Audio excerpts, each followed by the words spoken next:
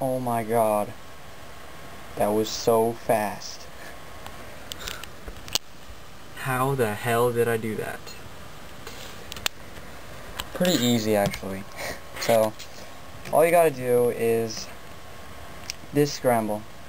So, do D, L2, back twice, L2, right twice, F2, right twice, U2, right twice, D inverse, U inverse, R inverse, back, F, L inverse, D, and right twice.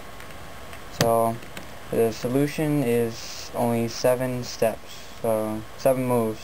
So it's right twice, D inverse, L inverse, F inverse, B inverse, R inverse, and U inverse.